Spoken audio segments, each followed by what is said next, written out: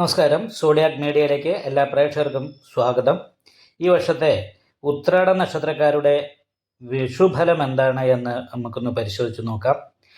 മീനശനി മിഥുന വ്യാഴം 1201 ആണ്ട് മേടമാസം 1-ാം തീയതി ഉദയാദി 5 നാഴിക 47 വിനാഴികയ്ക്ക് ചതയ നക്ഷത്രവും കൃഷ്ണപക്ഷ ദ്വാദശി തിഥിയും പന്നിക്കരണവും ശുഭ്രനാമ നിത്യചന്ദ്രാർക്ക യോഗവും കൂടിയ ദിവസം കുംഭക്കൂറിൽ ഇടവ ലഗ്നത്തിൽ ജലഭൂതോദയത്തിലാണ് ഈ വർഷത്തെ വിഷു സംക്രമം വരുന്നത്. അപ്പോൾ ഈ വിഷു സംക്രമം പ്രകാരം ഉത്രാട നക്ഷത്രക്കാരെ സംബന്ധിച്ച് സാമ്പത്തികമായ നല്ല വർധനവിന് യോഗമുള്ള സമയമാണ്.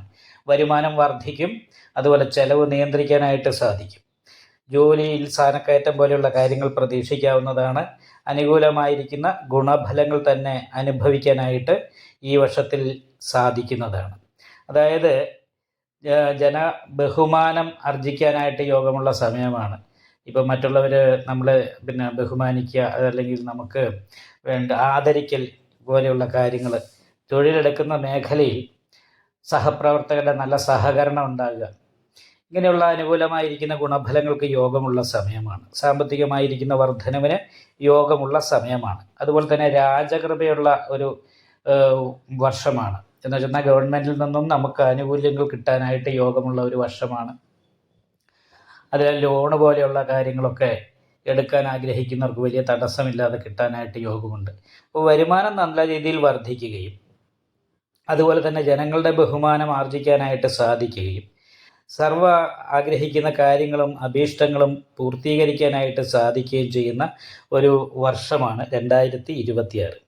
അപ്പോൾ ഈ വർഷത്തിൽ പൊതുവെ അനുകൂലമായിരിക്കുന്ന ഗുണഫലങ്ങൾ അനുഭവിക്കാനായിട്ട് യോഗമുള്ളത് കൊണ്ട് തന്നെ പുതിയ സ്റ്റാർട്ടപ്പുകൾ പോലെയുള്ള കാര്യങ്ങൾ തുടങ്ങാൻ ആഗ്രഹിക്കുന്നവർക്ക്, പുതിയ ബിസിനസ് തുടങ്ങാൻ ആഗ്രഹിക്കുന്നവർക്കൊക്കെ അനുകൂലമായിരിക്കുന്ന ഗുണഫലങ്ങൾ പ്രതീക്ഷിക്കാവുന്നതാണ്.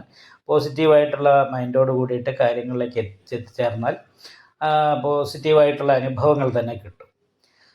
ഇപ്പോൾ 6-ാം ഭാവത്തിൽ നിൽക്കുന്ന വ്യാഴം ഈ ജൂൺ മാസത്തിൽ 7-ലേക്ക് വരും. അപ്പോൾ ദൈവാധീനം വർദ്ധിക്കും.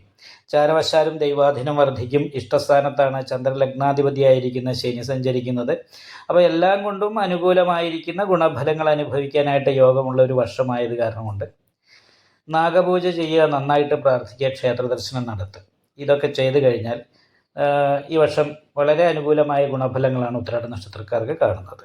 വീഡിയോ ഇഷ്ടപ്പെട്ടാൽ ലൈക്ക് ചെയ്യുക, നിങ്ങളുടെ അഭിപ്രായങ്ങൾ കമൻറ്റ് ചെയ്യാം. ജ്യോതിഷവുമായി ബന്ധപ്പെട്ട കൂടുതൽ കാര്യങ്ങൾ അറിയാൻ ഈ ചാനൽ സബ്സ്ക്രൈബ് ചെയ്യുക. ഞങ്ങളുടെ ഓൺലൈൻ കൺസൾട്ടൻസി നമ്പർ താഴെ ഡിസ്ക്രിപ്ഷൻ ബോക്സിൽ കൊടുത്തിട്ടുണ്ട്. ആവശ്യമുള്ളവർക്ക് കോൺടാക്റ്റ് ചെയ്യാവുന്നതാണ്.